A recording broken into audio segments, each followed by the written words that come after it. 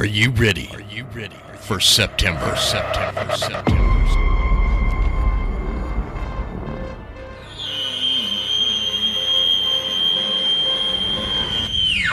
Because it's coming.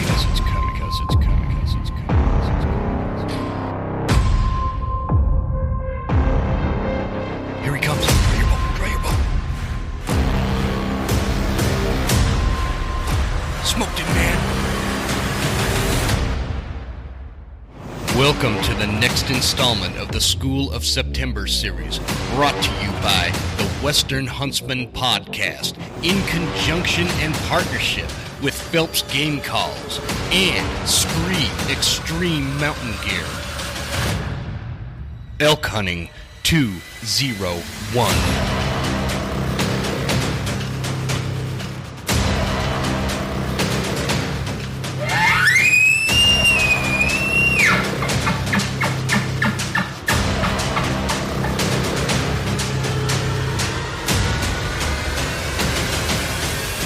Class is in session.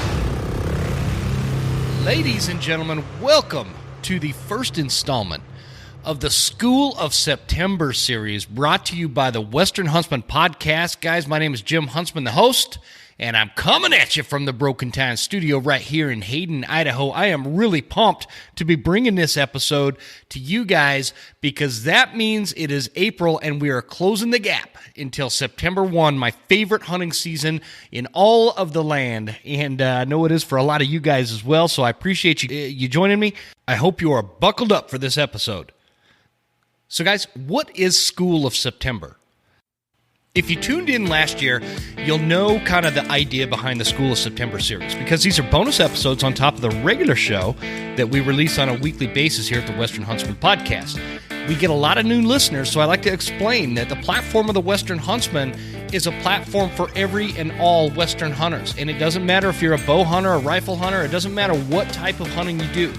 It is a platform for all of us to grow our passion for Western hunting and hunting in general, so that we have this like coalition of passionate hunters willing to fight and protect and defend our lifestyle, defend it against the politicians that want to take our public lands, or some of the folks that that think hunting is bad, and this anti-hunting organization or movement, so to speak, that wants to ruin our lifestyle. And so that's kind of what the foundation. So on top of that, the School of September, the idea behind it is we have a lot of different personalities and a lot of different types of hunters that come on to talk about how they're successful every year in the month of September, chasing rutted up, screaming bulls.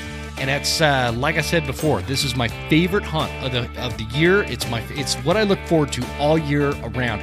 And the idea with there's not just one way to be successful in the elk woods. There's just not. There's a lot of different ways, and these people that I bring on prove it, because none of them hunt identical. None of them hunt the same way. They all have a little bit different take and a little bit different twist and a lot of different recommendations as to what they feel makes you successful. And you need to take all that information, compile it into your mind, and compare it and contrast it with your own personality and your own style to develop your own way to be successful in the elk woods. That's the point of this. And it's probably some of the most diverse and widest collection of opinions, and it is all from people that get it done every year, and they're willing to come on this show and talk about it with you guys to help you become successful. So whether this is your first year going out this coming September 2021, or this is your 10th or 20th year, you're going to get some information and education out of these episodes to help you. In fact, after last September, we had all these, and I'm going to go through them so you can find them, but we had so many messages of people, of listeners that tuned in, and then they wrote into me and they said, hey, you know what, I want to thank you for the School of September series, because I feel like because of you, I was able to notch a tag in September, and that, folks, makes my world go round. I just love hearing that kind of stuff. It's so important to me. And this is not, the point of this show is not for you to learn from me. It's for you to learn from these experts. So if you didn't tune in last year, that information is still super relevant.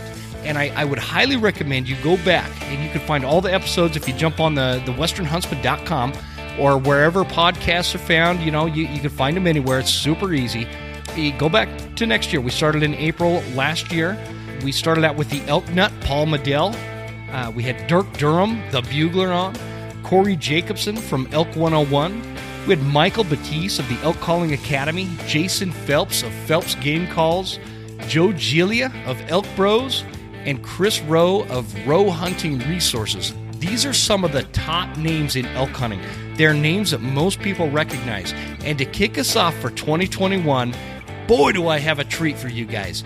We're going to start with a friend of mine. His name is Zach Bowhay, and he heads up the Hunt DIY platform. Zach is the most down-to-earth, highly successful elk hunting machine. Zach has been hunting for several decades. He has notched more tags than as anybody else as I've had on this show, given the time period that he's been doing it for.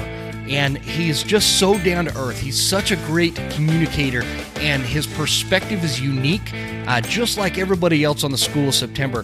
One thing unique with Zach is he's got this platform called Hunt DIY, where they make these really cool videos, especially on their YouTube channel, where you can go in and kind of watch all these different hunts, from deer hunts to elk hunts, all these things that you guys need to check out because you'll learn a lot from those videos. Zach was willing to come on this show and kind of share his experience and his recommendations to walk us through and get us ready and pumped for September. And I really appreciate Zach's time with me because it really is the kind of stuff that will make you think. It's the stuff that'll stand out in your mind when you're out there and you've got a screaming bull responding to whatever call you're throwing out there. This kind of information is going to suddenly pop in your mind, and you're going to remember, oh man, I heard Zach talk about this on the School of September, and here's what I need to do. It's going to give you that extra boost of confidence that is so important in the elk woods. Zach is not just a great hunter. He's just a great guy, the kind of guy that you'd want to sit around a campfire with and just BS about the past and elk hunting and all things in life. He's a wonderful writer. If you've never read anything that Zach's put out there, you can find it all in like the Western Hunter magazine and several other. We talk about it while he's on, and he's one of my favorite outdoors writers.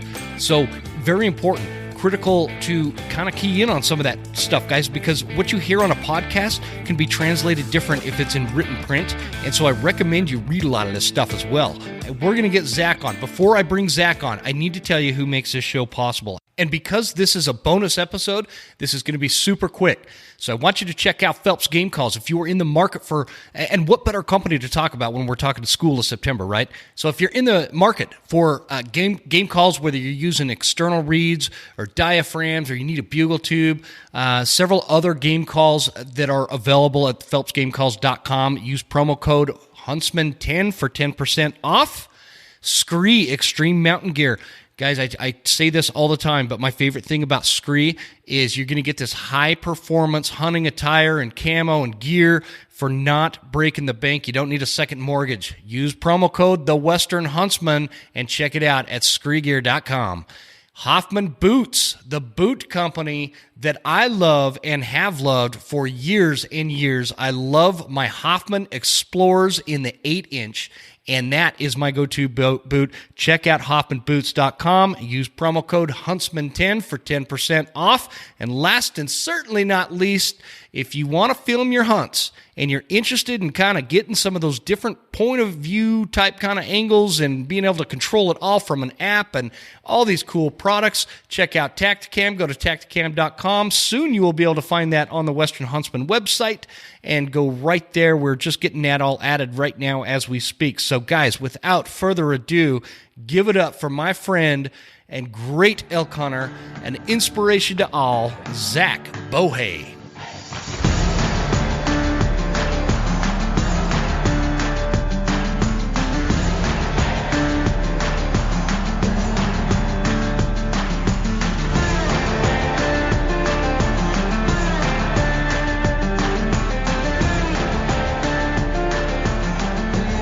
All right, ladies and gentlemen, this episode of the first edition of School of September for 2021 is with my new friend, Zach Bowhay. He's down in Arco, Idaho, and operates a company called Hunt DIY, a YouTube channel and a really interesting Instagram.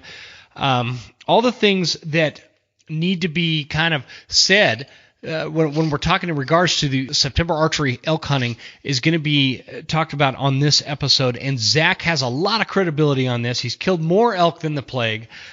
He's a great guy to have on for this kind of episode. And guys, I hope you're excited because we're counting down the days. Once School of September drops, it's just a matter of a few months until September actually gets here.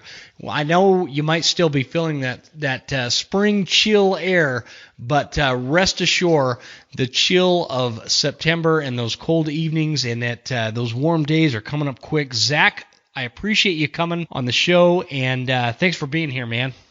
You bet. I'm glad to do it. We get to talk about my favorite subject. So yeah, I love elk. So. Yeah, mine too, man. And so what's funny, what the audience doesn't know is we have tried to record this like 3 different times in the last 20 minutes or so. With a lot of luck, a lot of technical difficulty, but it seems to be recording good now. And fingers crossed. Knock on wood. I think we're good, man. As long as my cell phone doesn't die, we're gonna get through this. So I appreciate it. Let's go ahead and just kind of pick up where we left off, man. Tell us a little bit about you, how you got started in hunting, and we'll expand into hunt DIY and go from there.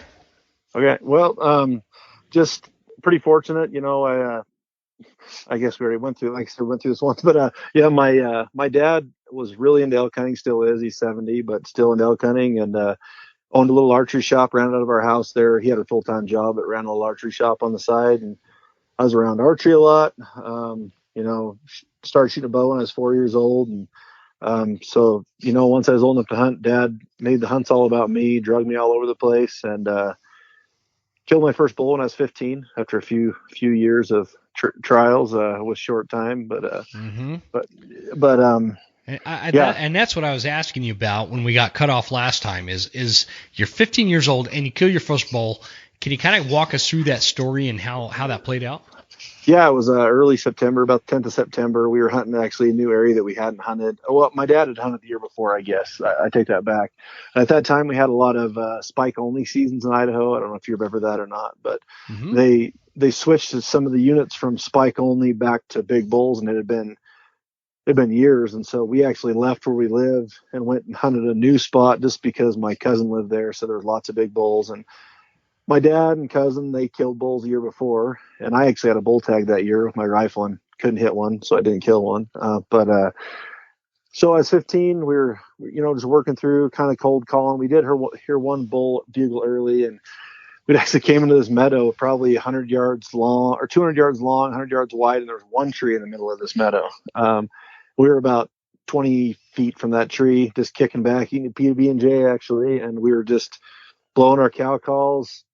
Talk as my dad and our friend Kirk, and all of a sudden Kirk says, "There's a bull coming." He whispered it, and I thought he was just, whatever. Being kind of smart about it. Yeah, and I looked over. I just kind of peeked to my right, and sure enough, here's this 5-point bull walking out through the meadow, and there's we're sitting flat on our butts, bows laying on the ground, and so nobody moved, and this bull walked, and as he passed behind the only tree, that tree 20 feet in front of us, I looked at my dad, and Dad didn't say a word, just gave me a nod. I picked my bow up, and like a seasoned pro, I don't know how, but drew my bow back. The bull stopped at 36 yards, smoked him. I mean, I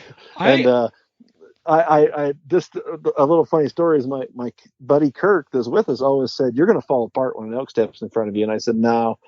Because he had missed a lot of elk. He's 10 years younger than my dad, so he's 20 years older than me. And he said he missed every elk in the world when he first started. He's like, "You're gonna miss."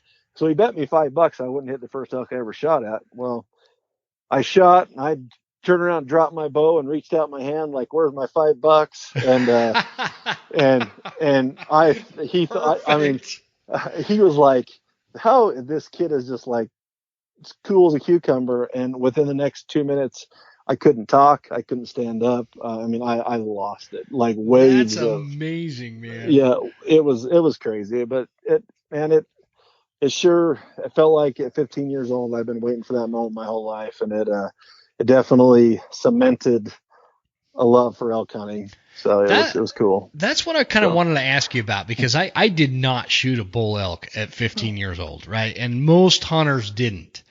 So I'm curious, like, what is the feeling when you're 15 and you got this, 700-pound screaming horse down on the ground, right in front of you? Like, can you describe that as like from a 15-year-old's mind? I mean, it was pretty overwhelming, but man, it's just, I know it's crazy to say, but like I've been into a lot of elk at that point too. Like I said, the previous 3 years, my first day ever elk hunting, my dad called the spike into me to 40 yards. My first day ever. My birthday's August 31st. And at that time, elk season opened September 1st. It didn't open August 30th like it did now. And I was shooting a PSE USA Spirit Junior at 47 pounds. Oh, sweet. My dad, he would not let me shoot. He said, I don't want you shooting past 30 yards. Just didn't have a lot of power, and he called a spike in my first day, and it came in and it pooped around for a while and laid down at 40 yards for about 10 minutes. And there were several close calls in the next couple of years. So I'd definitely been around elk. And the elk hunting was off the hook at that time too. I mean, it was ridiculous back then. But it was pretty amazing. I think I was probably at 15 when that bull died. I was probably, even though I was excited, I was probably too young to understand the moment as much. Or, it's also hard to understand that, like, I was lucky. My dad was a really good elk hunter. The guy sitting next to me, Kirk, was a really good elk hunter. So, I mean, your dad's just like a good all-around elk or hunter, man. I mean, not just elk. As we kind of go into this hunt DIY thing, from my perspective, watching some of your videos on YouTube, you guys have put together this episode where you're hunting the Missouri Breaks, and you keep kind of going back in time to this old early 90s. No, that ain't me. That's not you. No, that was not me. That was another feller. That was another guy that was doing some video for us. Oh, gotcha. That was another Zach. Yeah. Oh, yeah. That's why I'm confused, because he kept talking about his son Zach. Yeah. Yeah. So that's another guy that was doing some video with us a couple of years ago. Okay. So, okay. Yeah. Let's stay on that topic, because this is a super important part, and one of the foundational things that we talk about on this show is kind of passing down this tradition of hunting to our kids, and what we learn from our parents, and how we're carrying that on. Can you kind of expand on that and tell us a little bit about how that influenced you? Yeah, I mean, I can't even put into words how much my dad influenced me with hunting. I mean, like I said, he made it. There's a lot of guys that take their kids hunting, but they, I've seen it. I had friends that they went hunting, but they always shot something their kids didn't. You know what I mean? They were my buddies, and my dad by the time I started hunting, my dad was killing elk about every single year with a bow. And man, he didn't shoot an arrow. My dad never shot an arrow with me from when I was 12 until I was 18, I think. He never fired an arrow. Because he focused all on you? Is that why? Yeah, man, I was up front. Every situation was about me. And, I killed a few. I missed a lot. I screwed up a lot, obviously. But, yeah, I mean, my dad's dad died when he was 18. So obviously I never got to meet him. But my dad's always said that he sees a lot of me and, a lot of his dad in me. And so, and his dad loved hunting. And I think he just saw that in me, that I loved it. And I just had a fire for it. And he made it about me, man. He drugged me all over the place. And so after, as I got older and I started killing a lot of elk, and I've taken a lot further than him. And so I spent the last 20 years dragging him all over the place, and it's been a riot, man. God, so. That's fantastic. That's so cool, and it's a real similar story. I never met my dad's dad, my grandpa on my dad's side, because he died when my dad was 15, and so it does translate into like this different parenting style, right? Yep. And things are noticed that might not be noticed otherwise, and so. Go ahead. I cut you off there. I just know that hunting formed a relationship between my dad and I that a lot of people don't have, and I feel I'm real lucky to have. And so, I made it a priority that that's what I'm going to have with my kids, and so all my kids are into hunting, luckily, and I've tried to pass it on, and it's all because of the way my dad took me, every bit of it. How many kids? What are your ages? So I have a 16-year-old daughter, 13-year-old daughter, and a 11-year-old son. Do your daughters hunt? Yep. My oldest daughter has killed. By the time she's 11, she'd killed 2 6-point bulls and a 4-point buck and a bear, and they've all she got her first archery kill on a deer last year, but they've all been really successful at rifle hunting. Like my boy is 11, he's already killed an elk and a bear and 3 mule deer and a coos deer, and man, coos deer even. No kidding. Yeah, we went. Yeah, I took him coos deer hunting last November. So awesome. Yeah. Do you have this thing? I know that we're getting a little off topic. I have this thing. So I only have daughters, man. I don't have any sons. I have this thing where I imagine or I envision my daughters, meeting some boy when they're a little older, they're teenagers, whatever. But they have like this better stat as a hunter than these boyfriends. Do you have that? Or is that just some weird thing for me? Well, my daughters are already in their grade by far the most accomplished hunters. So I mean, it's not even close. So. Like I want my daughters to teach their boyfriends or whatever when they're in their late teens. Well, it's teens. one of those deals. Like, I met my wife at an archery shoot, and she was kind of her dad's hunting buddy, and then she became my hunting buddy. And so I don't want some dude to come steal my daughters away. They can marry him, but they still got to go hunting with me though. So yeah. But yeah. I know. I worry about that part too, man. It's stressful. Yeah. Gosh, that's a tough subject. I just I want my daughters to not have to live up to some level of what their potential future boyfriend, of which I will kick the shit out of. Just so we're clear. But anyway, we're getting off topic here. Let's transition to Hunt DIY. Can you tell us about that platform and a little bit about that, how it got started and all that? So I started writing magazine articles. How it kind of all started. I wrote my first magazine article in 2007. I went on a self-guided caribou hunt in Alaska. We drove to Alaska and hunted caribou, and so I wrote an article about that. I just started writing for some people, and then actually became friends with Nate Simmons from the Western Hunter. And I was actually on a couple episodes of the Western. I've been on a few episodes of Western Hunter. I've killed a couple bulls on there and a moose on there, and I just liked the video part of it. And I just decided that I had some. I still haven't told the stories that I want to tell with Hunt DIY. Like I've just done hunting videos. This year we're going to focus a lot more on, kind of telling the stories I want to tell that someday I want my kids to see, but my grandkids to see, I guess. But we just started filming some stuff a few years ago, and it's been fun, and just run the social media just because I'm sure my friends on my regular Facebook just get tired of seeing hunting stuff all the time, So my Hunt DIY deal, I get to share, on a regular basis, all the things I love about hunting and all my experiences, and it's been fun. It's been really fun.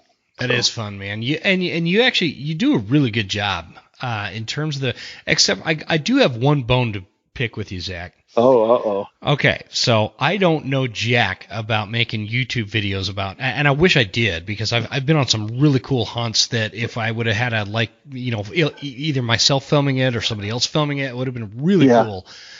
I just don't have those kind of chops, but I'm working on it, and so this year I'm working on filming. I told my wife 6 months ago, we're sitting around a campfire, we're camped up on the river, and I'm like, I'm gonna make these videos of some of these hunts because I get in some really crazy situations, and I think it would be super entertaining, right? And I'm like, I think the intro song should be the intro song that you use on Hunt DIY, and now I can't use it. Man, that song's got used by a bunch of people. This year, it? I think it's this year. I think Ross Seavey used it on the beginning of their Switchback, their Icon tour. I'm pretty sure. I didn't see that one, man. Yeah, and Ross is a buddy of mine. I'm like, what the heck, dude? So Yeah, no, sleeping on the YouTube's a lot. blacktop, and so that song, I thought I was one of the only people that knew about that song in like the whole Western hunting space, right? No, And it's been used a few times. I know, So I know, I man, figured it out. music's tough, and honestly, I've had a lot of guys have helped me with the video end of it. I'm not, I'm okay at videoing, but I'm the editing. I got a lot to learn, but yeah, Yeah, I so don't know it's anything about it.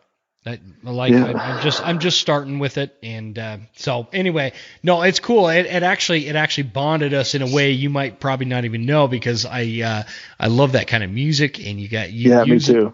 and it's just kind of my thing. And so other than it was like, oh man, if he's using that, I can't use that song. Yeah, it's a tough one, man. You got to find It the music is. first. I So, think I'll just use my podcast music on it. there you go. So. Yeah, cool. So is there like a specific mission that Hunt DIY has in terms of shedding light on an aspect of hunting, or anything like that you want to share, or how does that work? We've just done several. We've done some regular disc hunts. But we've done several.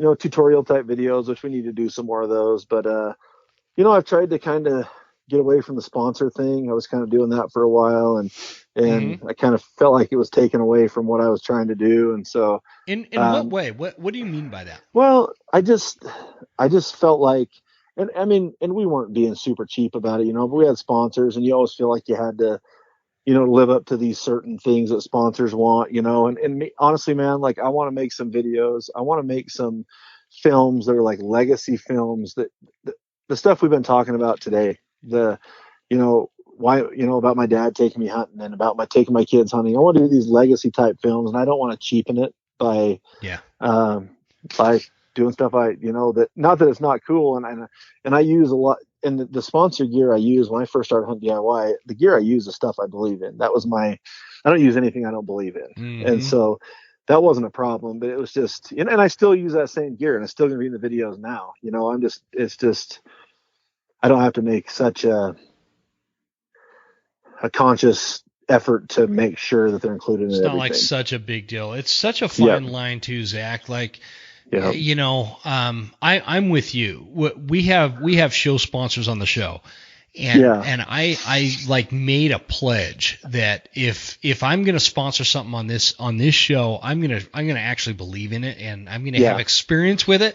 And I've had a lot of these companies that they've reached out to me, and they're like, "Hey, we want to advertise on your podcast, and we'll give you this much money," and I don't know shit about their product, and so I told them no. And I think that that's good, but I also think that there's an aspect where, the time and the money and the effort that goes into making, whether it's a podcast or YouTube channel or whatever the case is, there needs to be this balance found where it has to kind of, it's expensive. This stuff is expensive. It's hard. That's what people in the industry, and like totally off topic, like people in the industry, like, oh, they're using this, it's cheap. It's like, well, to put a show on the Outdoor Channel is like $300,000 a year. Yep. It's like, so if you want these people to continue making awesome content, they're going to have sponsors, because most hunters aren't independently rich, and it's just like, no, man, I'm poor. Yeah. It takes time away from your family to do a podcast. It takes time away from your family to make cool content for YouTube, and so it's like, I get it. I'm to a point where I don't really, not that I have a lot of money, but I do my writing thing, and I make money doing my writing thing. And so I can just have fun making videos, and I'm really excited about it. Like, really excited about it. I didn't know that you wrote for Western Hunter Mag. Yeah, I'm actually the gear editor for Western Hunter Magazine. Are you really? Yeah. So that's a cool, like we could do a whole podcast just about that, because I geek out when it comes to writing and hunting articles and things like that, and I feel like there's a lot to be said for that, and I never have time to write anymore because I started the podcast and it takes up most of my time. And so it's hard. I get my irons in too many fires. I know that. Yeah, and you're a good writer, man. I could learn a lot from a guy like you.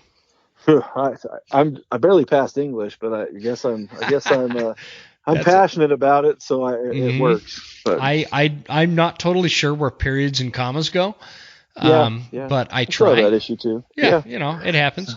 It happens to the best of us. So, why, in your opinion, should people consider if they've never done it before, archery elk hunting in the month of September? Well, it's the greatest hunt in the West, man. It's the greatest hunt in the world, in my opinion. I mean, Yeah.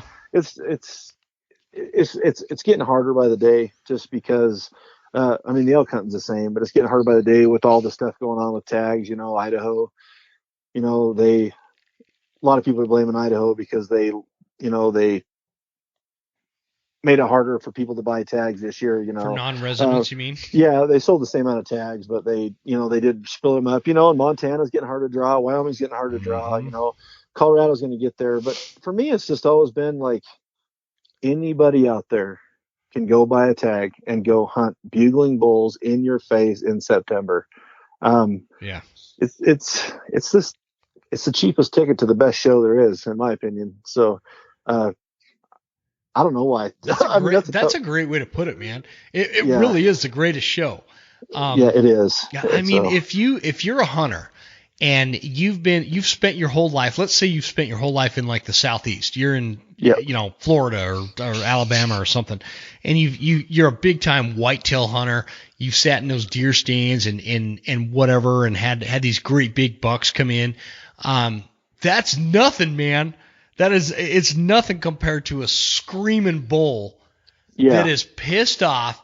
He's like, just run it up as all get out. And for me, because I've done it all. I've done that kind of hunt that I was just talking about in the Southeast. I've done the big time mule deer hunts, which I love mule deer. I love public land whitetail hunting too. That's my new thing lately. But there is nothing like a screaming bull in September coming into a bugle. And so that's why I do this series. And the whole point is to teach kind of, people whether, and I don't remember, because we kind of did this twice with our internet issues. I don't remember if I've mentioned this, but for this series, the goal is to take somebody, whether they've been hunting for 10 minutes or 10 years, to learn something about September archery elk hunting. And the School of September is, it's kind of for everybody. And give us an idea, Zach, where all have you hunted elk in September? What states? What tags? So I've hunted. I've hunted Idaho my whole life. So I will be 42 in August. It'll be my 30th year of archery elk hunting. And so I've hunted an elk in Idaho every year since I was 12 years old. I've hunted elk in. I've been on an elk hunt in New Mexico with my father-in-law, just calling. I put him in. He drew. I haven't been able to draw yet in New Mexico. I've hunted elk in Montana, Colorado, Utah. Where else? Oregon. I will hunt elk in Wyoming for the first time this year. I've got 13 points. I'm going to burn my points in Wyoming this year. I will. I mean, if I don't draw that tag, I will be shocked. You'll draw it, dude. If you got 13 points, I'll bet you I know what you're talking about. Yeah, you're going to be good. And I've mule deer hunted in Wyoming several times, and elk hunted with other friends, but I've been trying to draw a specific tag, and so I've hunted all over the West. Sweet. It's been awesome. The point of that is to let the audience know that when you boil kind of all this down, you know what you're talking about. You do a really good job, and I've watched a lot of content on hunting, right? And you do a really good job with your stuff. You're a good caller. You know what you're doing. You tag out as we kind of dive into some of the more detailed stuff about September elk hunting. So I guess when I start this conversation off, and bear with me because I'm a little bit rusty, man. I haven't done School of September since August of last year. So, this is, it's all new again. It's all fresh for 2021. Lots of lessons learned in 2020. For me and a lot of people in the audience, it was a super interesting year for us. But it was a tough year. Yeah, it was. It was a tough year, man. It was just full disclosure. Like I said, I've been around. Last year was the first year since I killed that first bull when I was 15 years old that I didn't shoot an arrow. Oh, really? Really? Yep. So last year was. It was a tough year for a lot of people. There, specifically in Idaho. I will say that I feel like Idaho had a specific dynamic last year, and I don't get into, a lot of that in depth in terms of, okay, well, this year was super dry, this year was super wet, or the moon phase was way off. I personally, I don't get into a lot of that, but there was something about 2020. The elk, it was rough. For me, the elk were not super vocal. They weren't super aggressive. It was different, man. And I had a rough year. I had a heartbreak of a year. And if anybody has not listened to this since the last School of September series, I did stick a bull, and I just like to be totally honest with the audience, and I don't hide behind any of this. I did stick a bull on the second to last day. It was a complete pass-through. I never found him, and I spent 5 days looking for him. I blood trailed him for several days. It was a heartbreaking situation, and I don't hide anything here, man. People know that listen to my show, dude. I am not a great hunter. You do this long enough. I try. You do any hunting long enough, you're going to lose an animal, and all you can do is do your best effort, and and learn from it. That's all you could do. It's what made last year difficult is I did stick that bull, and I don't know what I would change if I was in that exact same situation again. I just must have twitched or hit a branch, or I don't know. I really don't know. So anyway, the point being is last year was rough.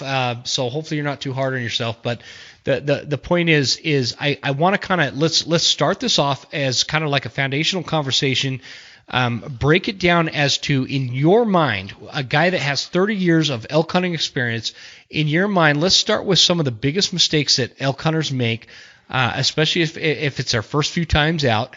They've drawn a tag. It doesn't matter if it's Arizona, New Mexico, or Idaho, or Montana, wherever in the West. And what do you see that are like the top 3 mistakes that elk hunters make in your mind in archery season? Well, overcalling for one is the main one for me. That's number one. Can we break that down? What do you mean by overcalling? Well, because I call a lot, and that's why I ask that. I'm fine with that. I'm with calling a lot. I call a lot, but I do believe that the thing you learn over time, which is you're telling a first time person that, but you just got to learn to check an elk's temperature. If you're calling and he's hammering back to everything you're calling to, everything noise you're making, you can keep calling, but sometimes you can just, if you pay attention to their cadence, if you're calling, there's certain things they don't like, or if you're calling too much, they kind of shut up, and it's like, sometimes less is more, and keep them guessing, keep them curious. I see guys, and maybe these guys kill elk, but I see, I was actually trailing a bull one time that I lost, and a guy came. I shot him in the evening. I went back in there the next morning to trail him, and there was actually a guy parked where I was going, and I was there at daylight. I was there an hour before daylight, but I was going to wait for it to get light, and I just let him go ahead. I thought, this bull kind of went off to the left to kind of a little weird spot where I thought, this guy's not going to go there. He's going to go up the canyon. Mm-hmm. And this guy literally bugled 200 times in 2 hours. Okay, that's a little excessive. there's no elk that's coming into that. It's just not going to happen. And so, over just as you're, don't just call and call and call and call and call. You learn from your calling. Just like you said, I said, you stuck a bull, learn from it, but mm-hmm. you can tell what the elk's like and what it's not, and call and sit a few minutes and see what they do. Let's go back to you'd mentioned taking their temperature and kind of basing your calling strategy off of that, because there's as well as I do, there's a lot of different takes on that. When I say I call a lot, I do not call 200 times in 2 hours. By a long shot. But I cover country, I call, but I am not one of those people that are, you see some of these videos or you hear some of these big names, they get a mild response out of a bull and they're like, oh, that bull doesn't want to fight, and they move on, right? They're looking for the bull that fights. I'm not like that. If I get the slightest response, I'm going to work that bull the best of my ability. my ability you have to. is limited, but I do work that bull to the best of my ability. So the point being is, can we talk about what you mean by, taking that bull's temperature? And you don't have your calls on you, do you? I don't know. Okay. No. Okay. But, and that's totally fine.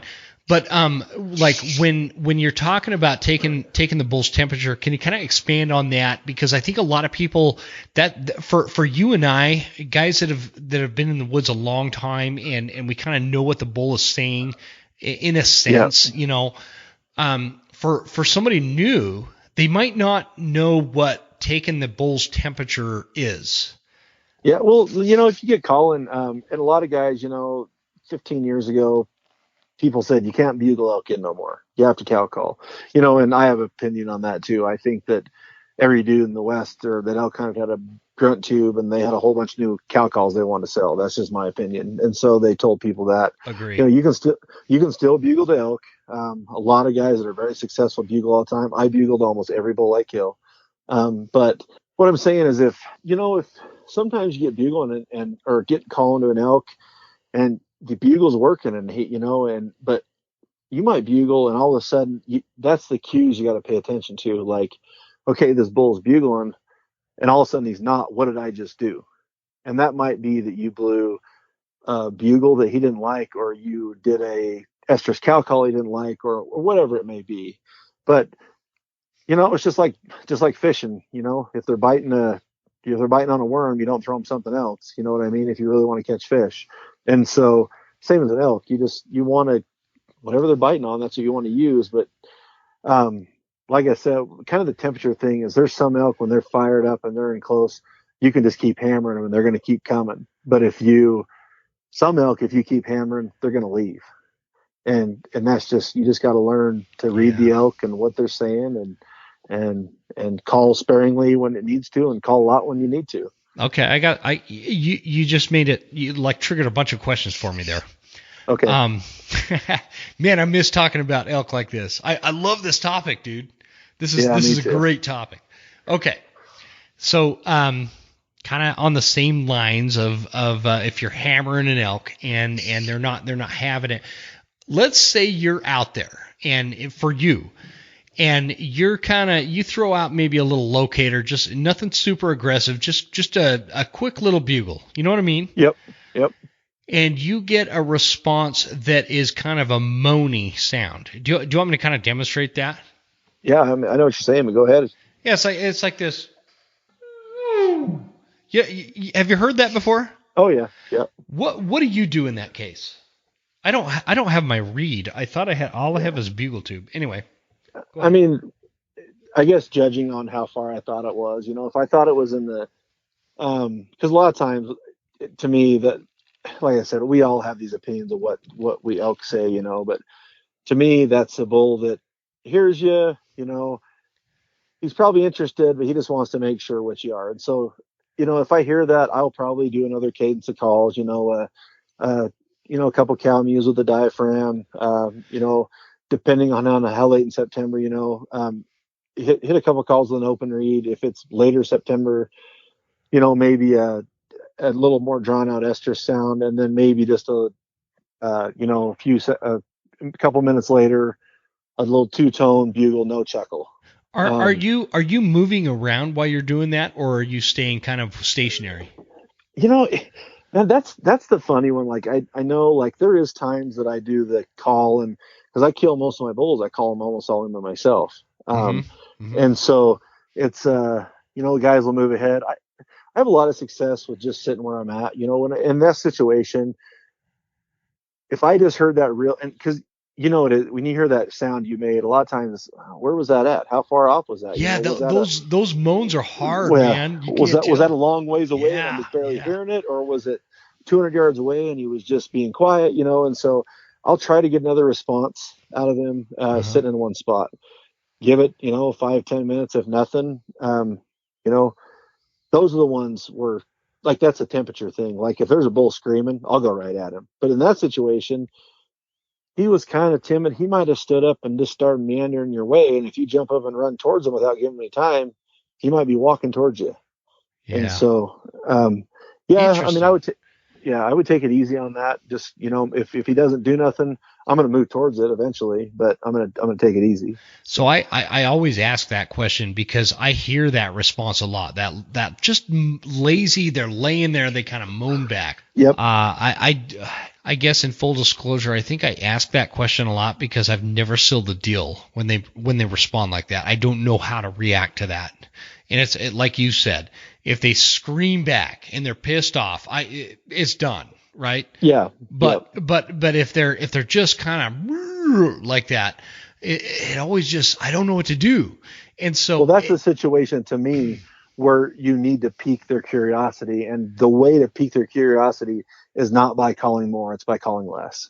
So you're sitting there, you hear that kind of response. Do you immediately respond, or do you just kind of sit on it, maybe let 5-10 minutes pass, and then maybe throw out another bugle or a cow call? Is that accurate? Oh, if I cow call, if I made a locator call, he did that back. If I had just bugled to get the locator, or a lot of times I'll just do an open reed cow call for a locator, especially when I'm in timber, kind of more close quarters. But I would probably give him a couple cow mews just with the diaphragm within a couple minutes, just to see if he does anything, and then wait a few more minutes and give him a little more whinier call and an open reed, and then maybe a bugle. I mean, I don't always bugle, but sometimes. So. Okay.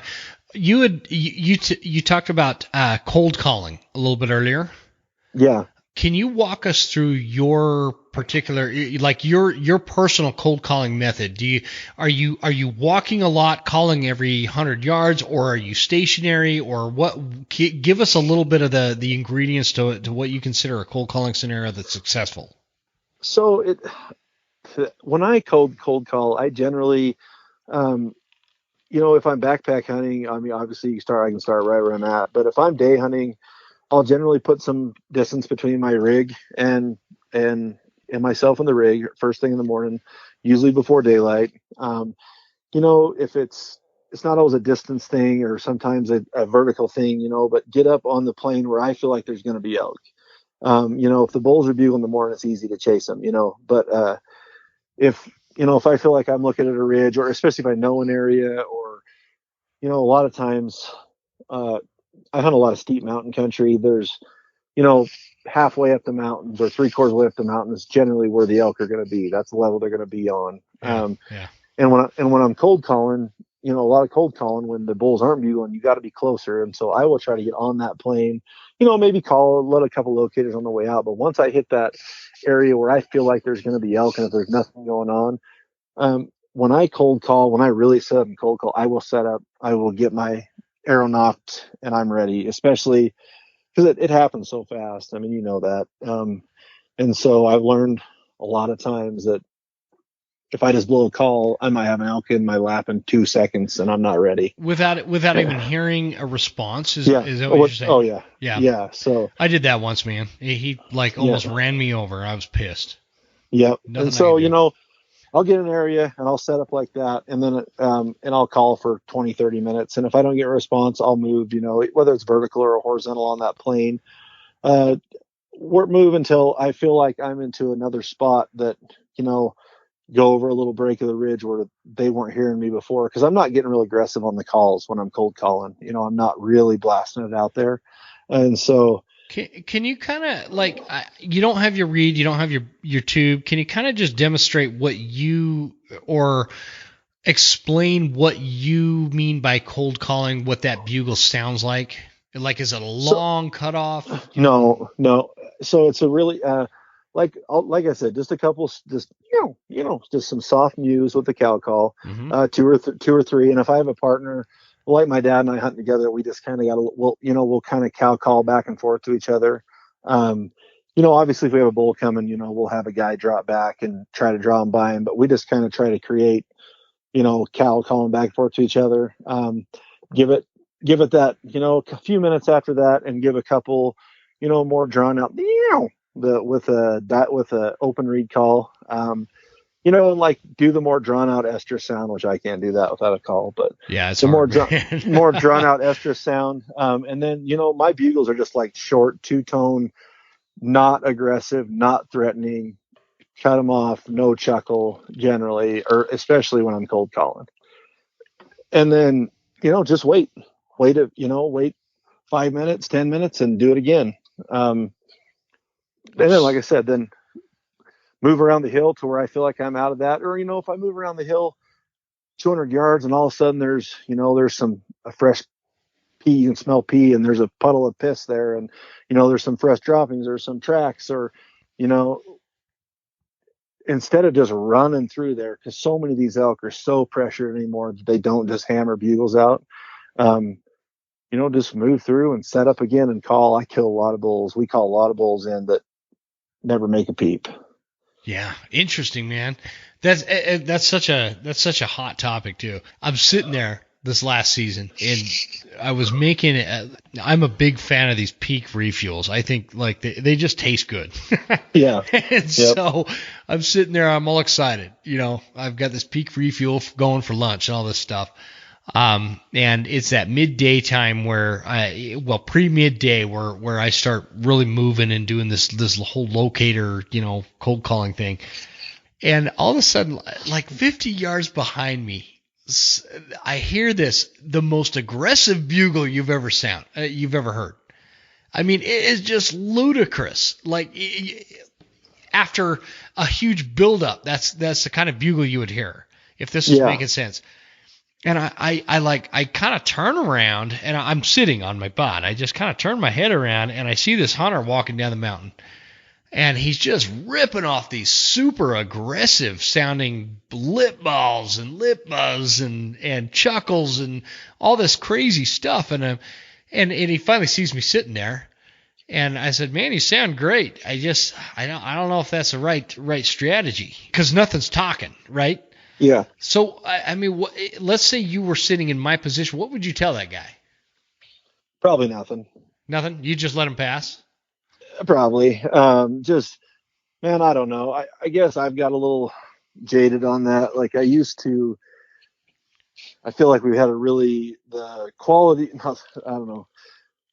I shouldn't say the quality of people's character. I'm not saying it right, but it used to be when I would go into a trailhead or I'd run into a guy in a mountain, I would go up to him and I would ask him, "Hey man, what way you going? Let me," and I always give him the first option. Whether even if I know where a bull is, I give him the first option. Where are you going? So I can stay out of your way. You can stay out of my way.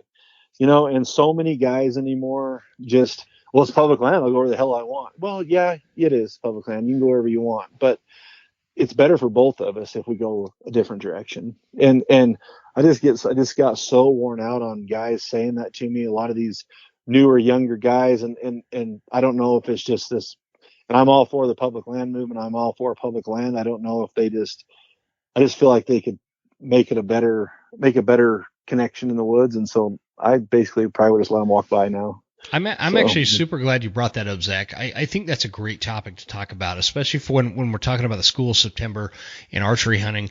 And here's why I say that. Because when I've done it all in terms of I've been a muzzleloader hunter, I've been a rifle hunter, and I've been an archery hunter. One thing that I always found that was really unique with archery hunting, especially for elk. Well, no, that's not true. Archery hunting in general, because I used to go on this incredible mule deer archery hunt, and it was mid-August, and the buck's still in velvet, and it was just this fantastic hunt, man.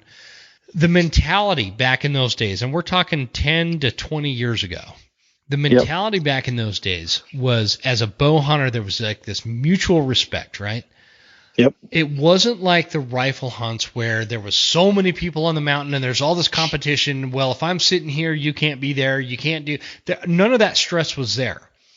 Yeah. And nowadays we have this. There is this mentality, and I am a big advocate for public land, like you were talking about, and we have episodes completely on this show discussing the necessity and the importance of public land and our opportunities and our access and the advocacy that comes along with maintaining that. However, You made a really good point in terms of people have this mentality that, well, this is public land. I can go anywhere I want. Well, that's only if you're an asshole. Yeah. Because when 20 years ago on public land, when somebody was setting a drainage or somebody was setting a trail, you left it alone. You diverted. You went a different direction, and we respected each other. And I do feel like there is a huge problem with a lack of respect these days in terms of, everybody's out for this competition. I don't know if it's competition to show pictures on social media or what the deal is. You've clearly hit a nerve with me, and that, I love talking about that. And these schools September. Go ahead. The sad reality is that 10 years ago, if you pulled up to a trail in the morning and there was a truck there, you could go somewhere else. Exactly. And I still do that. But the problem is a lot of times anymore you can't. If there's only one truck, that's a good day. And so that's my point being is if that does happen, and sometimes we have to hunt, and they're big canyons, and I get it, But if we do run into another guy there, perfect example, this canyon is huge. We'd spotted some bulls the night before, my wife and I and my father-in-law, 10 years ago. We'd spotted these 2 small raghorn bulls. There's this big drainage that if I have my druthers, I'm going to climb straight to the top in the morning and work across it like we talked earlier. But in this lower kind of slide, we saw a snow slide. We saw a couple bulls. And, my wife had never killed a bull with a bow. And so, but we're heading in there in the morning and we run into these guys and their truck had been there for days. So I didn't know where they were at. They were just there, and they were ahead of us. When we walked them down the trail, we just caught them. They were just kind of hanging out. And I said, hey man, you were here first. Where are you going? We're going to go across the creek right here, straight to the top. And I said, okay, well, we're going to kind of go up here in the bottom, jump across the creek, but we'll be way below you. We won't even go up there. Okay. So we get up to this meadow right where these elk are at. I can smell the elk and we're sitting there calling. And all of a sudden what you said, I just hear this huge aggressive bugle, 15 yards behind me. Yeah. And I know it's a guy immediately. And the guy says, dick, really loud. And I turn around. I'm like, what are you talking about? Well, and I said, dude, I asked you where you were going. I gave you the courtesy of asking you where you were going. And obviously you'd seen these elk too. And all you had to do is say that this morning and I would have left you to him. But instead the guy lied to me and then followed me where I was going and then was pissed at me because I was there. Man, that is so frustrating. I can't. Okay. Let me calm down because when it goes back to what I was talking about and what you were kind of referring to, and this lack of respect these days. And there's this level of desperation that comes out of, I don't know if it's social media or what, but there's this level, it is. And I'll be the first to say, I love social media. I'm not saying that. I use it. I use it to promote this show. I use it to talk about hunting and fishing and our outdoors and public land and all these things. But it creates this level of desperation with some people, I think, where they have to tag out. They have to have that picture. They have to have this, this story. But on the other side of that coin is that's the truth, but success rates aren't changing. No, I mean, 80 to 90% of the guys are going home without an elk, and so every guy that doesn't kill an elk can't be pissed off running around the woods mad at everybody. But that's what's changing, Zach. That is what's changing. Yeah. When 20 years ago, when you get a bunch of bow hunters and they're all camped in different locations throughout a mountain range. If you were to put all those bow hunters around the same campfire at night, everybody would be laughing and smiling and patting each other's backs, right? Sharing stories, talking about this, talking about that. Nowadays, there's this treachery that happens. Somebody's stepping on each other's toes, and I want that to end. I really want that to end. I don't think there's any room for that in hunting. Well, and I don't care if it's archery hunting or bow hunting or archery hunting or bow hunting. Geez, man. Apparently I've been talking way too much, but archery hunting versus rifle hunting versus muzzleloader. I don't care what it is, but that kind of attitude has to stop. Just because it's public land and you have the right to go where you want. If another hunter beats you to that spot, I feel like as as a hunter with ethics and responsibility, you need to back off that guy's spot or gal. Yeah. It's a very important concept that I think a lot of people we lose that on, and it's taken us down this rabbit hole. Yeah, we're in the minority though. And like you said, I don't know how to switch it, but it's unfortunate. I don't either. It makes me so mad, man. I mean, you can tell. My voice raises. I get so bent out of shape about that, because back like hunting in the 80s and the 90s, there was like such this camaraderie, and it didn't matter what weapon season it was. And nowadays, it's just that camaraderie turns. Everybody's got camaraderie until it comes to hunting season. Yeah. Some of my best friends that I hunt with to this day and have for the last 15, 20 years are actually guys I met on the mountain. Yeah. I mean, several of them are guys that I met hunting. Yeah.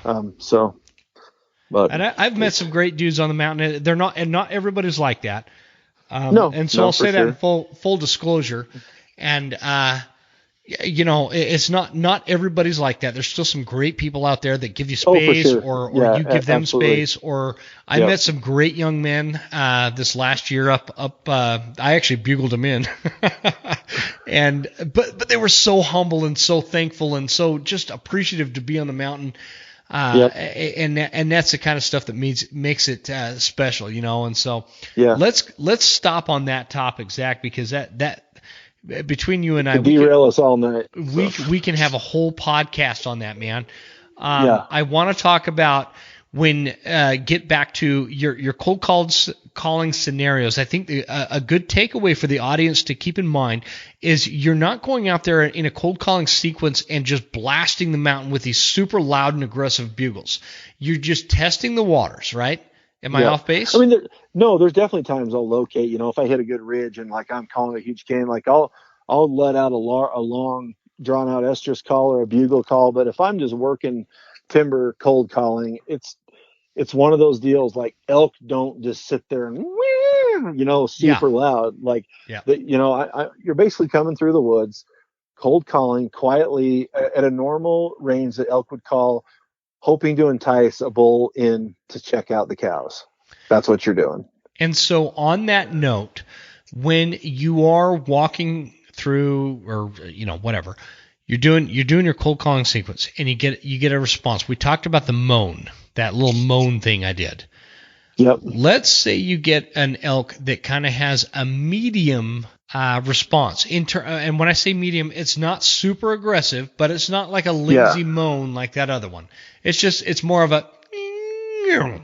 Does that sound okay without my bugle? I feel really weird doing that, but anyway, go ahead. No, that's the bugle that I make. Like what you said right there, though. That's like the bugle I'll make when I'm cold calling. It's just that. Me too. Me too. And then if a bull does that, kind of pretty much the same thing as the moan. Like I'm gonna, let out a couple of cow calls. Just, the bull bugled at me. Obviously, he's interested in something, or is he interested, or he's just like, hey, what's that? I want to know where they're at. But I want to call again fairly soon, just to see if he answers back and if he is interested. Because sometimes that bull will come, and a lot of times that bull is a raghorn bull that will come running in as it is. But yeah, just a couple, medium tone, just chill cow calls and just see what he does. Yeah. And if he bugles again, I would probably let him bugle a couple times. And if he bugles the first time and he bugles two more times and I'm like, okay, he's not coming, then I'm gonna move. I'm not gonna just sit there all day and let him bugle back and forth. So I've heard enough elk bugle. I'm gonna move in. But I'll give him a couple just to make sure he's not gonna come on his own. Okay, that brings up a lot. Are you one of those guys do you feel like elk have like this specific language they use, or are you more of it's a sound emotion thing in their voice to kind of key you in on what their mindset is? Does that make sense? Yeah, I mean, I think they have a language when they're talking within their herd, but I think like a lot of that like it's the whole thing back to checking the temperature, like we said, like it's just a thing. Like I feel like, and I've got my buddy Matt that I hunt with a lot. He's kind of taught himself to hunt. I met him elk hunting in Idaho in 2011. He's from Oregon. My best buddy. Like we hunt together every year. And he's always asking me questions because he's got a lot better, but he he didn't grow up hunting, So Mm-hmm. he'll ask me these questions too, and it's just like, man, you just got to learn, and it just comes from time. And I know it's hard when it's your first time out there, but I guess the biggest takeaway I can say is like, don't just call and have elk answer. Like, try to, even though we can't always understand what they're saying, like, you can try to understand beyond just like, oh, he answered. Well, what Yeah. did he answer?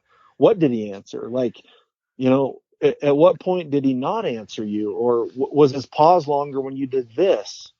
I mean, when you did, what was it you did that he immediately called back to? And so Yeah. I just think it's a back and forth talk once we get talking, like that curious bull. That sound you made to me is kind of a curious bull. Like, oh, what's that over there? Yeah. Yeah. And Or so kind of like, I'm over here. Where are yeah, you at? You know. yeah. And so just talk back and forth to him. Don't get crazy. I mean, there's times, and that's one of those things that even a new elk hunter, when it's the time, you'll know it's time because Yeah. they're screaming their head off. It doesn't matter what noise you make, they're going to bugle back. And it's not as crazy then as, like, I'm not as picky about the sounds I'm making, but I am pretty picky about the sounds I'm making when the bull's not hammering hard. That's a great point. You make a point that I've been talking about for a long time in terms of, personally, I feel like people overcomplicate what elk are doing and saying. And what I mean by that is there's this phrase. There's a phrase called, well, it's not called anything. The phrase "I stole your bike," right? You could say that in a couple of different tones. So you could say, "I stole your bike." Okay, so in that tone, you are making the statement that I stole your bike. What are you going to kind of do about it? You know what I mean? Yep. Or there's, "I stole your bike."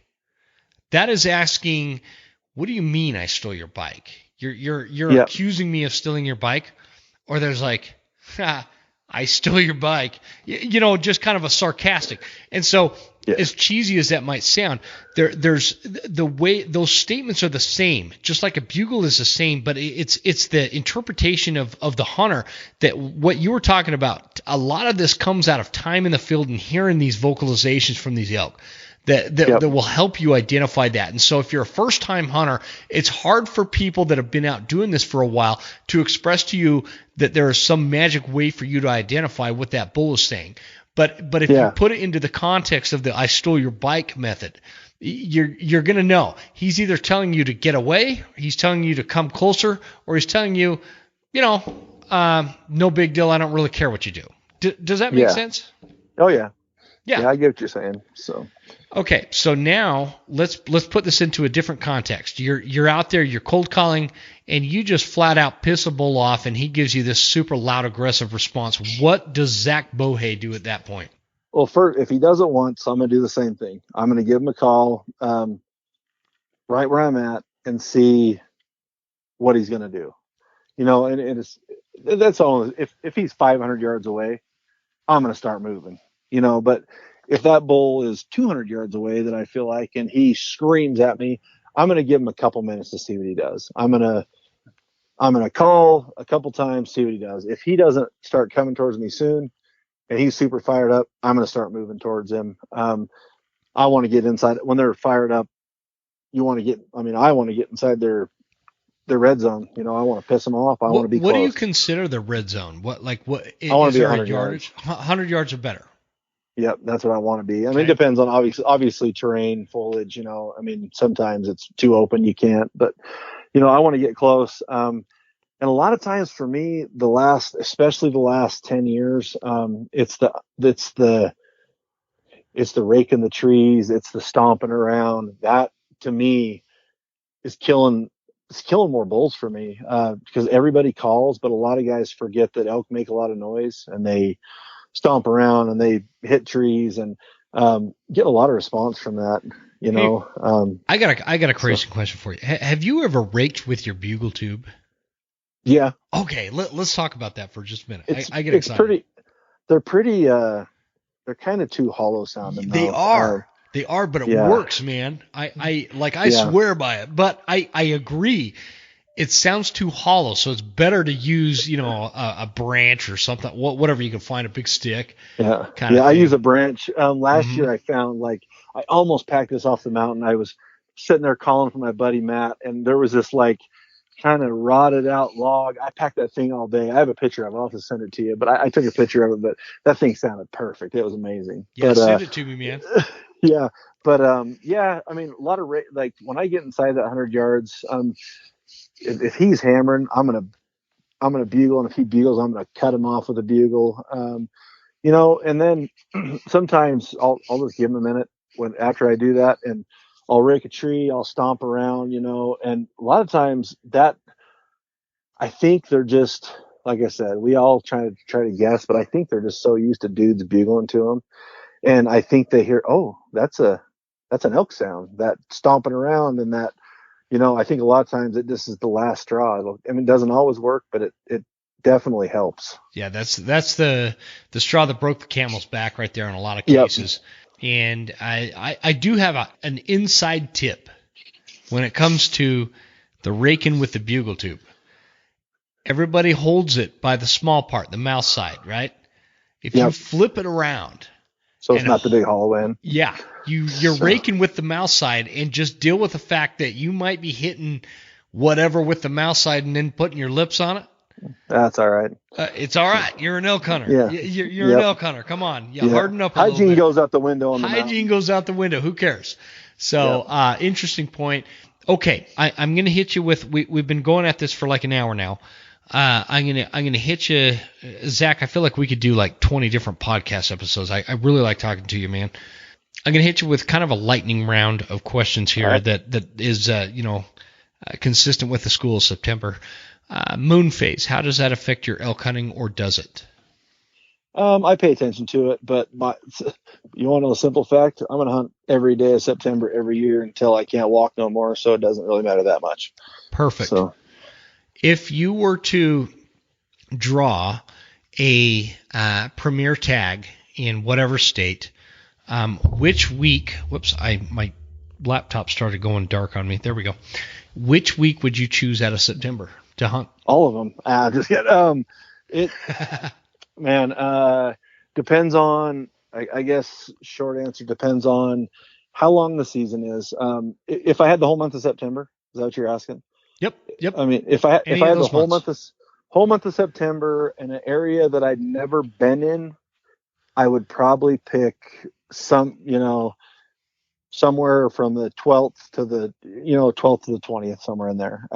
If I'd been to the area, maybe earlier. It just depends. If I know where there's going to be elk, I really don't care when, honestly. But if I'm worried about if I haven't been to the area and I'm going to need to rely on bugling bulls to find them, especially if it's thicker, I want to be there when they're bugling, but before they're all herded up at the end of September.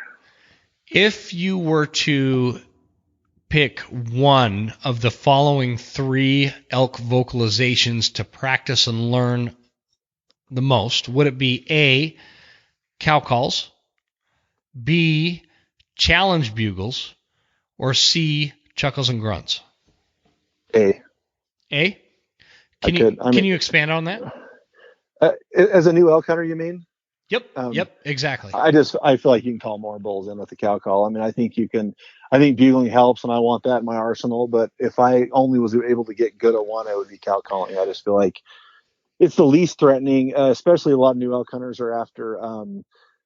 That's also a thing, depending on what caliber of bull you're hunting. A new elk hunter is going to be happy with a raghorn. I think cow calls are the most effective way to call in satellite bulls. Can we investigate that just a little bit further?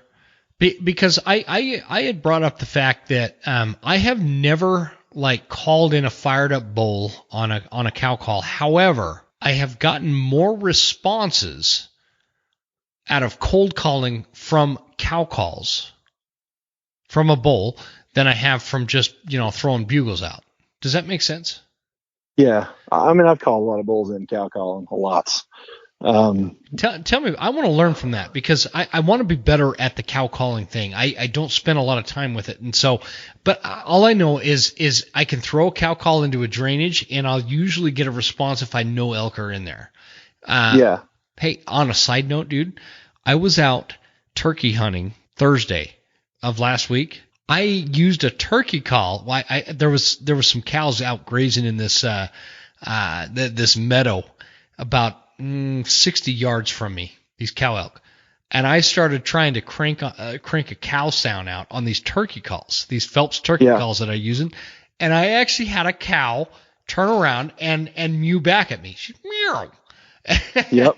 And so anyway, I just had to throw that out there. I've been pretty excited about that. I get a big kick out of any kind of vocalization. I don't care what kind of animal it is. Calling in animals, is kind of my thing. So getting back to the cow vocalizations and calling in bulls, can you just expand on that a little bit and tell us what your philosophy is on that, if you will? Well, I mean, I've just, I kind of honestly bought into the whole deal. Oh, you can't bugle them in, and you got to get these cow calls. And just a cool story. I was probably about, I don't know how old I was. I probably killed an elk, but I went to a Wayne Carlton seminar. I made my dad go. Wanted to go to this Wayne Carlton seminar. It was right when the first fighting cow call came out, the little green fighting cow call. Oh, yeah, right? yeah. I know exactly what you're talking about. Yeah. We went to this seminar, and Wayne is an elk hunting pioneer, and he's amazing, dude. I love it. I think his health's not great now, but his seminars, if you ever got one back in the day, they were unreal. Just it was a comedy routine with elk hunting. But he at the end of this deal, he released these fighting cow calls, and I told him, I said, let's buy those. I talked my dad into buying both of us one of these fighting cow calls, and it was August 30th, opening day of Idaho season. Mm-hmm. We went in, we climbed up this big ridge. There was nothing going on. We hadn't heard a thing all day. And I said, let's try that cow call. And my dad is like, Zach, that is the dumbest sounding call I've ever. He goes, there is no way that is going to work. That is just absurd. And I guarantee you these elk had never heard this sound from a cow call before. Finally, I talked him into blowing this cow call, and it's midday, thermal's coming up. We had literally 5 bulls screaming coming from every direction below us. And I know that we have all these rosy memories, but I vividly remember screaming bulls just coming up from every direction as to this cow call. Yeah, to live that kind of... Yeah, it was unreal. And so I got really into cow calling and just called a lot of elk in over the years with I use the Phelps Easy Estrus call, now. I've used a lot of calls. The old Siri calls, I don't even remember those. We call a lot of bulls in with those. Yep. Yeah, I remember those, man. Those things were super loud. And my dad still packs one and uses a locator for really booming them out there. I got a question for you. So how old are you, man? I am 41. Okay. So I know it's unbecoming of a lady, but we're about the same age. Okay. When your dad was elk hunting, like when you were a kid, was he calling elk? With me? Yeah. Oh, yeah. And what was he using back then? This is just total personal curiosity kind of thing. So my first elk, it must have just been just a diaphragm, probably an old Brown Carlton diaphragm call. Gotcha. Yeah. What was he before that? Like maybe late 1960s, 1970s? Was he calling? I think he started bow hunting in the 70s. I believe he killed his first bull in 81 with a bow, and he bugled that in with the old radiator hose that he was. Oh, yeah, man. That's awesome. Yeah, so I'd love to get your dad on the show, man, and talk about those days. Yeah, he's quite a character. You think you can talk him into coming on my podcast? Oh, I don't know. So he thinks I'm crazy. so I'd love to. I love talking about that. Man, I do got a guy though. Let's talk. I got my cousin Reed. If you could get him on one, he would be awesome. He was my elk hunting hero growing up. He'd kill more bulls than anybody I know. Well, tell me about that, man. I'm serious. I'm serious. Like I want to hear. So okay, let me just break this down for you. Everybody hears from like some of the big names in hunting, right? Yeah. And nobody knows who my cousin is. Exactly. Yeah. Like, I mean, even you, man. Like you are a profoundly successful elk hunter that a lot of people hear from and a lot of people know because you like to share your content just like I do. Yeah, and it's really good stuff. So don't take it the wrong way. But sometimes I want to hear from people that nobody has ever heard from before. Yeah. You know what I mean? Yeah. Oh yeah. So my cousin Reed, he's a character. He's pretty funny. So. All right. Well, we're gonna hook that up after we get done recording here. But all right. I want to get your take on a couple other things here. We talked about moon phase, right? We talked about specific weeks that you would go. I want to get your take on hunting like early phase strategically versus late rut. So let's talk last week of August, first week of September, and compare that to like last week of September. Do you have kind of a take or a breakdown on that?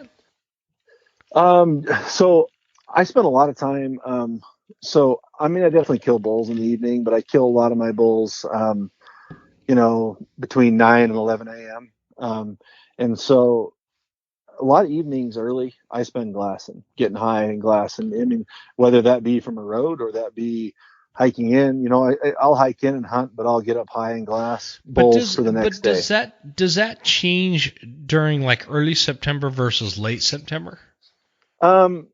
Late September, by the end of late September, maybe it's just because I'm crazy. I want to kill an elk really bad. I'm just hunting nonstop. But, a lot of times early when they're not doing nothing, I want to be glassing where I can be on them the next morning, where I feel like later in the season, I can probably call them in the morning, even in the dark, and get them to answer, where I might not be able to do that in August and September, early September. Okay. And so I get up high, glass, spot them. That way I can cover ground in the morning and be where they were at dark the night before. So I'm on them first thing in the morning.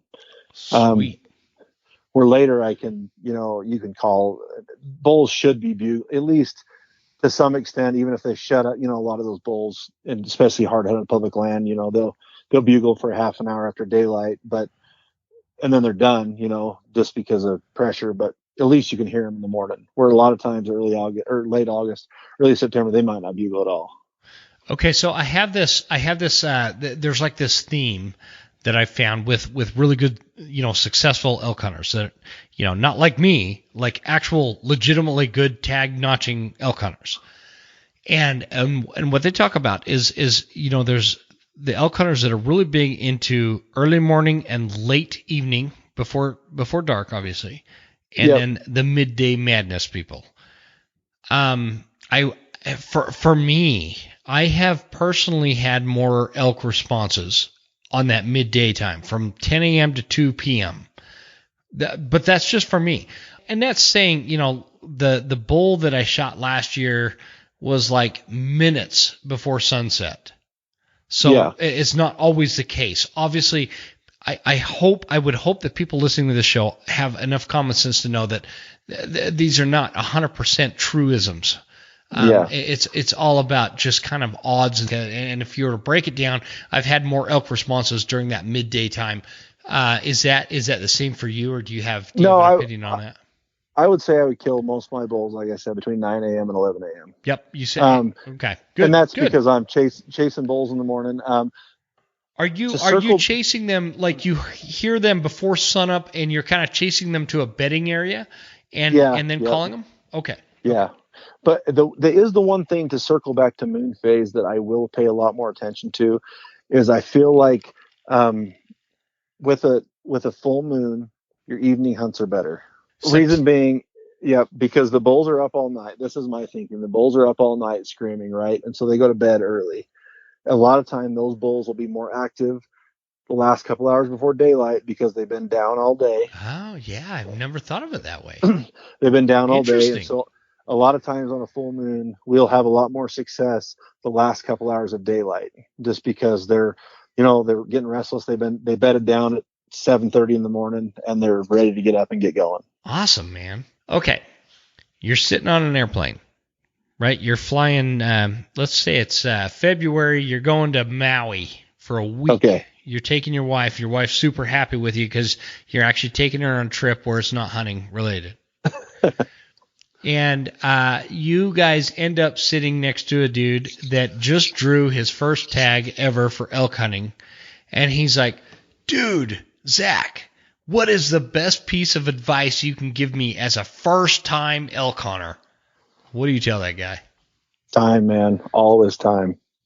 Now, when you say time, do you mean time in the field or time meaning overall years of experience? No, time in the field. So my buddy Matt is a marketing dude. Was a marketing director for Benchmade. He's a marketing director for Worksharp now. He's my favorite elk hunt buddy. Oh, cool. But he's a corporate dude, right? Like they're not a road worker like me that gets all September off. Yeah. You know, and so he lives in Oregon. He drives out here, so that burns a day. So he gets here midday Saturday. He's got to leave Friday to get back home. And a couple of years ago, he's like, dude, like, I am just sick of this, not killing a bull. You know, it's like I haven't killed a bull in several years. And I'm like, dude, you're only hunting 5 days a year. Yeah. Like, it's hard. Like, especially when you say this dude I meet on the airplanes coming out here from Illinois. You know, it's going to take him 3 days to find an elk. And then he's never hunted. Yeah, he's never hunted an elk, you know, and so it's like you need to, if you're going to make the investment of your time and your efforts to go on an elk hunt, do your best to make it 10, 14 days if you can. Yeah. I would expand on that because what you just said it really triggered a thought that I've never really put together, and by you saying that it did. And so what that is let's say you are coming from Illinois, or you're coming from Missouri or Florida or North Carolina, somewhere in the Midwest to the East Coast, right? Yep. When you think about it, when you're talking about those states and you put that into the context of how they hunt whitetail deer, there's whitetail everywhere. You're going to find whitetail deer in a Walmart parking lot or in some remote, far-off public land space in these Midwest to East Coast states. Yep. When you contrast that with where you're going to find elk are herd animals, and where they're at is going to be very specific in terms of habitat and feed and water and all pressure. Pressure's a really good one. And so I think that's a mistake that a lot of people coming from the Midwest or East Coast make, is they make this assumption that they're like whitetail, where they're everywhere. You just got to go out and call one in. That is not the case. No. There's a lot of circumstances. If you find this cool drainage on OnX maps or base maps or whatever mapping system you're using that looks great for elk habitat, what that system is not going to tell you is if a pack of wolves moved in and pushed those elk out for 3 weeks. Anyways, Zach, you triggered that thought. The elk are in very specific areas. And that's a glassing thing. Like, I met a guy last year. Yeah. He'd been camped in this one spot for like 3 weeks. He'd been there the whole season. And I'd came and went hunting other areas, and this dude's still there, and he's from Virginia. And a guy, I was coming through his camp, the road went right by his camp, and a guy I knew actually happened to be sitting there talking to him. I was talking to him, and I was just like, man, you got to be seeing some elk, huh? He's like, dude, I haven't seen an elk. I was like, yeah, whatever. And he's like, no, really, I haven't seen an elk. And he'd been there for 3 weeks. Crazy. And that's the whole point, is I'm like, I just wanted to say, dude, if you just sit in your lawn chair in your camp tonight and watch that hillside right there, that big wide open sagebrush hillside, you're going to see an elk. You're going to see an elk. But I think that guy had the mentality you're talking about. I think he was diving into the thick timber at daylight, and he was staying there all day long. Yep. And he was just where he couldn't see. And like, that's what I'm saying. Sometimes you're better to sit your ass out in the open and spot an elk. Yeah. And then go try to kill it. Going to be super dependent on your geographic region, like northern Idaho, where I'm at. That's not going to work because it's so brushy and thick here. Yeah. Southern Idaho or Utah, Colorado, Arizona. One time I was elk hunting in Utah. I got the flu like 3 days into this elk hunt, and so I stayed back at camp. The one day I was super sick. I mean, like legitimately throwing up all this shit. I was really sick. Anyways, I'm sitting there at the campfire just feeling like crap, and across the little dirt road right in front of the camp is this kind of bare face of this ridge that went up. It wasn't like huge, but anyway, 8 bull elk go running across this ridge at the same time as I'm sitting there.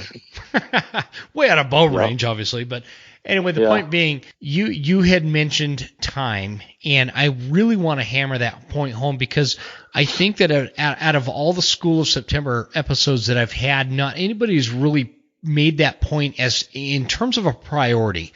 Time is so crucial.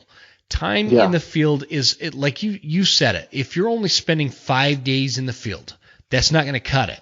Especially you might get lucky. That's a recipe for the 1 bull in 10 years. That's one bull in 10, exactly.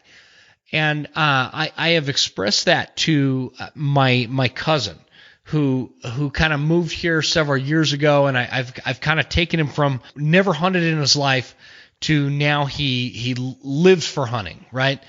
But he was only spending a couple of days or maybe 5 days or maybe 10 days in a season for both deer and elk combined. And I had to explain to him that, I don't care how good of a caller you are. I don't care how much you know about thermals, or I don't care our elk behavior or what they eat and all these things that factor into success. You don't spend enough time. And time in the field is what makes a difference. And last year he went out and he put an arrow in a bowl. And so I don't know. I don't know how to express that greater than.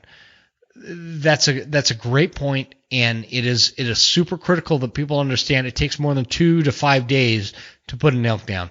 And then you got to kill yourself. That's another problem. Guys come out here, they got 5 days and they got to kill themselves, and the first day they're dead. They can't go no more. It's like you got 14 days. You can come out and climatize yourself and ease into it. And chase the elk when you do find them. Yeah, man. So great point. Well, my friend. Here we are, hour and a half or so, and obviously we had a half an hour of dealing with technical problems, so I already feel guilty about how late it is. So no worries.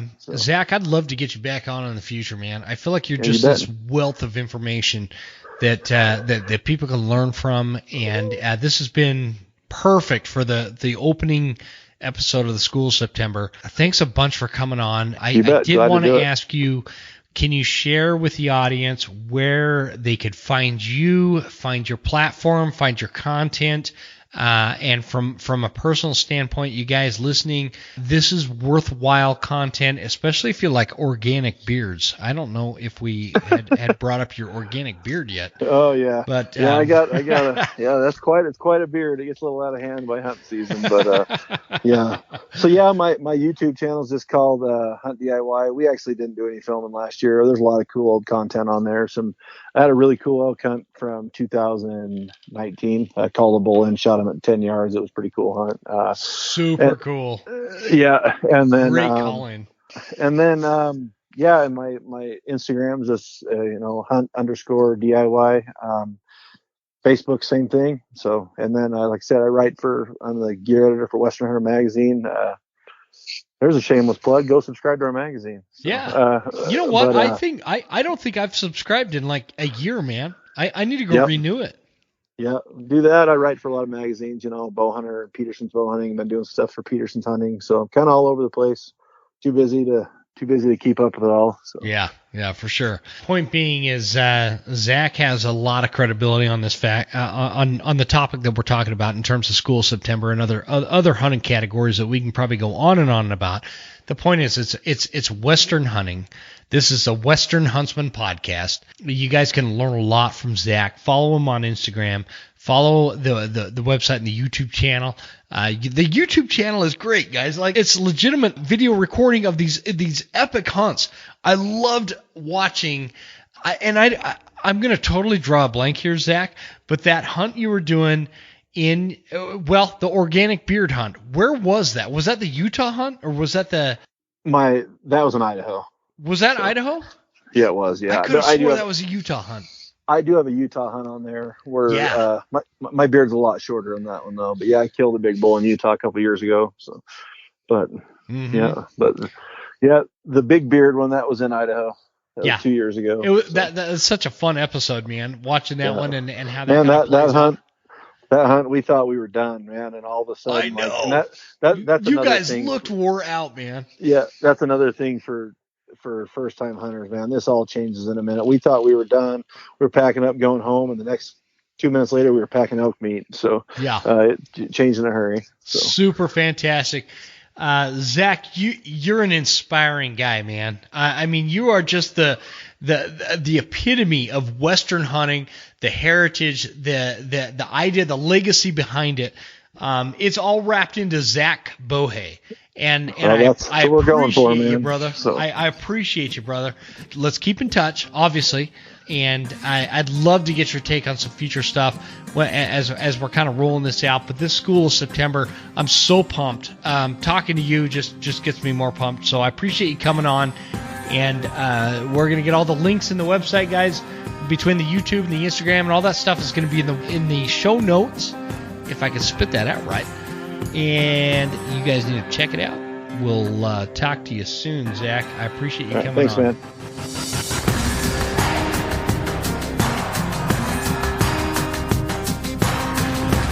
You made it all the way to the end.